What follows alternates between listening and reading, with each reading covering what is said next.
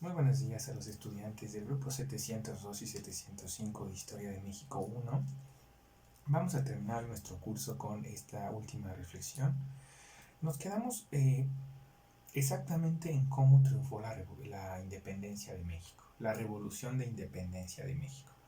Los insurgentes, y más si ustedes van al metro Insurgentes, ahí la campana de Dolores, o si van al otro Insurgentes de la línea dorada, está Morelos como principal estandarte o emblema o símbolo de la guerra entre insurgentes y realistas.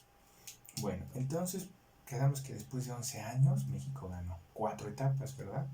Una de emancipación, donde Hidalgo escribe un periódico que se llama Despertar Americano, critica fuertemente los abusos de la corona y las reformas borbónicas. Un segundo periodo encabezado por Morelos y sus sentimientos de la nación, su proyecto político, sus grandes ideas y cómo en Sentimientos de la Nación, que ustedes investigaron, pues se prohíbe la esclavitud. Una tercera etapa de resistencia y finalmente cómo ganamos con la configuración del ejército trigarante. Pero bueno, al final, ¿quién tiene más poder en ese ejército trigarante? ¿Guerrero o Iturbide? La respuesta es sin lugar a dudas Iturbide, que fue el que inclinó la balanza a favor de los insurgentes. Y con Iturbide se va a ir la famosa etapa del primer imperio. 1821-1824, el primer emperador fue Iturbide. México no tiene la capacidad para hacer un imperio y Agustín de Iturbide es derrotado en 1824, depuesto, y llega Félix Fernández o Guadalupe Victoria al poder y surge la República Mexicana, que actualmente es nuestra forma de gobierno, una república. Bueno, con Guadalupe Victoria se da la primera de 3 grandes constituciones del México independiente. Y la primera constitución tenía 3 características: que México fuera católico, independiente y libre, es decir, donde no hubiese esclavismo. No llevábamos mucho tiempo en este México independiente cuando en 1829 los españoles nos vuelven a intentar conquistar en la batalla de San Juan de Ulúa por la parte de, pues obviamente del Golfo de México, por Veracruz, por Tamaulipas. En el puerto de San Juan de Ulúa hay una gran batalla donde Santa Anna es uno de los principales héroes que defiende a México de la invasión española. Apenas 8 años de México independiente, ya tenemos una guerra con España. Logramos derrotar a los españoles y una anécdota muy curiosa es que Iturbide viene a ayudar a México para derrotar a los españoles, deja Génova donde fue exiliado y cuando desembarca en México inmediatamente se ordena su ejecución porque se declaró enemigo número 1 de la nación. Entonces Iturbide venía a hacernos, digamos así coloquialmente, el paro y se le olvidó que pues no era grato y lo fusilaron. Estaba muy contento en Italia, en Génova, no hubiese regresado a ser fusilado en México. Bueno, segundo acontecimiento que vamos a ver en el examen, en 1836. ¿Qué pasó en 1836? Mañana para su examen, pues la guerra con Texas. Texas era parte de México, como todos ustedes bien saben, y México es un territorio muy grande, actualmente tiene 2 millones de kilómetros cuadrados. Los habitantes de Texas decían que el gobierno no los cuidaba, no los protegía, no les daba los servicios, y para ese pésimo gobierno, pues mejor hacer su propio país y fundar sus propias autoridades. Hubo una reforma política que cambió al país de federalista a centralista, y eso le quitó poder a las autoridades locales, lo que causó la sublevación en Texas. En realidad, México casi no tenía habitantes en Texas, y lo que hizo fue atraer migrantes, en este caso de Estados Unidos. ¿Qué les pedía a los migrantes de Estados Unidos? 3 cosas. No les pedía visa, no les pedía pasaportes, ni tener cuentas, ni ingresos, ni estudios. México lo único que les pedía a los migrantes estadounidenses era amor a la Virgen de Guadalupe, cosa que si te van a dar tierras en un país extranjero y las oportunidades de progreso, pues aunque tú no ames a la Virgen, fácilmente puedes cumplir el requisito diciendo que eres guadalupano, aunque los estadounidenses son mormones o protestantes. El segundo requisito que le pedían a los estadounidenses para ser mexicanos, al menos de nacionalización o naturalización, era el no esclavizar, prohibido esclavizar, porque Así estaba el sentimiento de la nación. Pero acuérdense que Estados Unidos era un país que esclavizaba a los negros. Hay muchas películas, no sé si hayan visto 13 años de esclavo, fue muy buena, estuvo hasta incluso nominada al Oscar en el 2013. Véanla y entenderán incluso que hubo una guerra de sucesión en Estados Unidos, de secesión, se le llama la guerra de secesión, entre los países, en los estados del norte como Nueva York que querían la libertad para los negros y los del sur como Alabama, Texas que querían la esclavitud.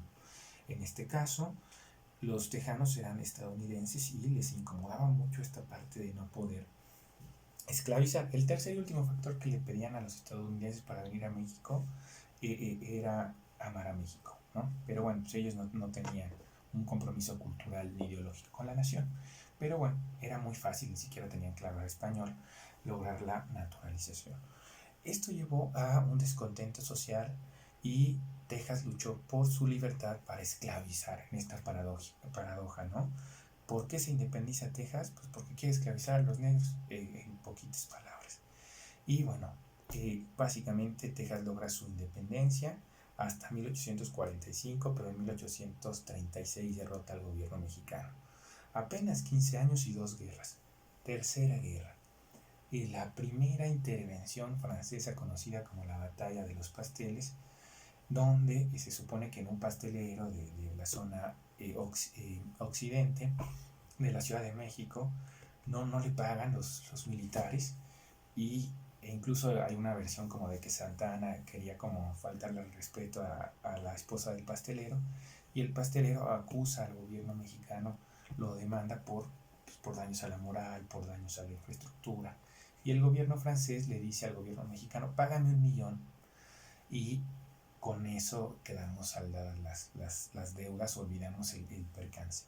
Obviamente el gobierno encabezado por Santana dice que no y bueno, pues Francia va a invadir México en el 38 y va a ganar en la famosa batalla de los pasteles. Todo fue por no pagar una cuenta y causar disturbios en una pastelería. Ahí Santana pierde su pierna en la batalla y bueno, muchos que acusan a Santana de traidor a la patria, pues ya quisiera que cualquier político de la actualidad diera aunque sea un pedacito de uña por México y por lo menos Santana defendió al pueblo de los franceses. Bueno, la cuarta guerra que tuvo México, ya para ir terminando este pequeño videito, fue contra Estados Unidos en 1845 a 1848. Se dio porque se conoce la fiebre del oro en California, se descubre que hay oro en California y Estados Unidos le dice al gobierno de Santana que le da 20 millones de dólares y le condona la deuda a México si le da California, que se llamaba Alta California en ese momento. Santana, si hubiera sido un vendepatrias, diría pues no hay ningún problema, vendo California, pero no quiso. Y sobre pretexto del asesinato de un soldado norteamericano en México, inicia la guerra a Estados Unidos, guerra de los 3 años que termina con la batalla de Chapultepec y la derrota de los famosísimos niños héroes. Y México aguantó 3 años, incluso cerca de ganar una batalla en Monterrey, que se llama la batalla de la Angostura, pero al final de cuentas el ejército norteamericano, no muy poderoso como el de hoy, pero sí muy bien organizado, muy bien uniformado, muy bien alimentado, pues termina por derrotar a un ejército como el mexicano que era puro ímpetu. Y ahí se pierde la mitad del territorio, ¿no? Se pierde California por el oro, se anexa ahora sí Texas y en medio Arizona y Nuevo México. En apenas poco más de 20 años, el país independiente México lleva 4 guerras en su haber. En este sentido, la actividad didáctica que vamos a ver hoy es, pues Santana, después de la derrota, dicen que es un vendepatria, firmó los tratados de Guadalupe Hidalgo. Ojo que mañana esta pregunta viene en el examen. Los tratados de Guadalupe Hidalgo son los acuerdos de paz donde México se rinde y cede la mitad del territorio. A partir de que Santana firme estos acuerdos, se le acusa como un traidor a la patria, un vendepatrias. Quiero que investiguen 7 cosas positivas de Santana y 7 cosas negativas para quitarnos un poco la idea de esta historia donde hay héroes y villanos, ¿no? Y matizar y reflexionar un poco sobre este proceso contra la guerra de Estados Unidos. Bueno, en la segunda parte que vamos a ver hoy, y ya para terminar el curso, sería la famosa guerra civil, ya no una guerra internacional, sino una guerra entre mexicanos que se llamó la Guerra de Reforma, entre liberales y conservadores. Como todos ustedes bien saben, pues los principales liberales están encabezados por Benito Juárez. Benito Juárez fue el padre del liberalismo en México y promueve la segunda constitución de México en la historia. La primera fue en 1824, la segunda en 1857, donde le quita el poder a la iglesia. México dejó de ser un país católico para convertirse en un estado laico. Redefine la república y crea la figura del municipio para quitarle justamente poder a la iglesia. Ustedes pueden ir a cualquier pueblito, el más alejado, y encontrarán una iglesia, pero no necesariamente un representante del Estado. En este caso, Juárez dice, para desarticular el gran poder y la gran autoridad que tiene la iglesia, vamos a fundar la figura del municipio y vamos a quitarle la tierra que está concentrada en manos de la iglesia. La iglesia trabaja el espíritu, la fe, la esperanza, lo metafísico, pero no la tierra. Y el Estado quita los bienes o las tierras a la iglesia para darlos a los grandes terratenientes y así poder producir. Y con la producción generar riqueza y tener dinero. El Estado, a partir de todo lo que hace Juárez, logra recursos financieros, logra obtener información, porque ya está el municipio haciendo actas de nacimiento, actas de defunción, casando a la gente. Entonces ya está el Estado recopilando información sobre quiénes gobiernan. Antes de esto, pues te bautizabas, te casabas y todo era frente a la iglesia y no había autoridades del Estado. En suma, Juárez pues tocó, la conclusión sería privilegios que tenía la iglesia. Y a nadie le gusta perder privilegios. Por lo tanto, el grupo de conservadores, encabezados por Miramón y Lucas Alamán, pues van a darle un golpe de estado a los liberales y va a iniciar una guerra de 3 años. Los conservadores se llamaban así porque les querían conservar las buenas tradiciones y que México dejara de ser vulnerable y volviera a ser colonia de un imperio extranjero. Y en este caso van a traer, después de derrotar a Juárez, brevemente, al famosísimo Maximiliano de Habsburgo y se va a fundar el segundo imperio mexicano.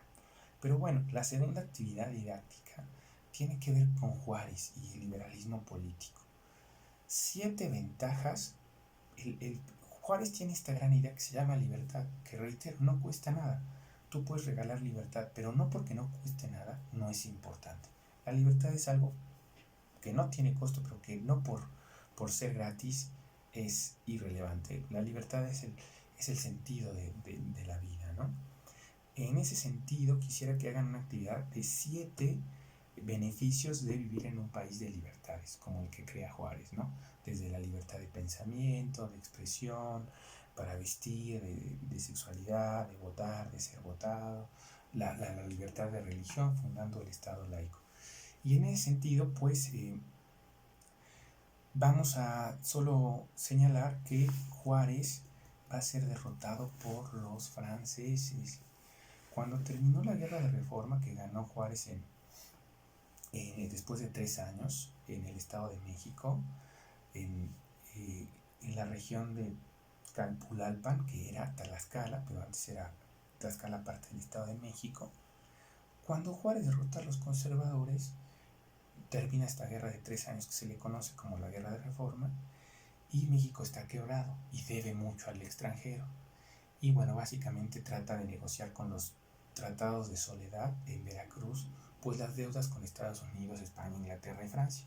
México les dice, yo sé que les debo dinero, vengo saliendo de una guerra, pero denme chance 2 o 3 años para poderles pagar. Todos los países aceptan, menos Francia.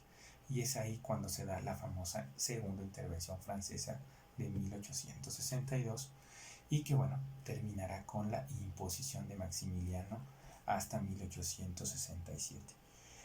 Básicamente son los temas que vamos a ver en el examen y las 2 actividades didácticas serían 7 grandes beneficios de las libertades políticas en nuestra vida cotidiana en honor a Juárez, padre del liberalismo, y obviamente la primera parte es 7 argumentos a favor y 7 argumentos en contra de Santana. Cualquier cosa estaré a sus órdenes de 8 a 2 de la tarde. Gracias.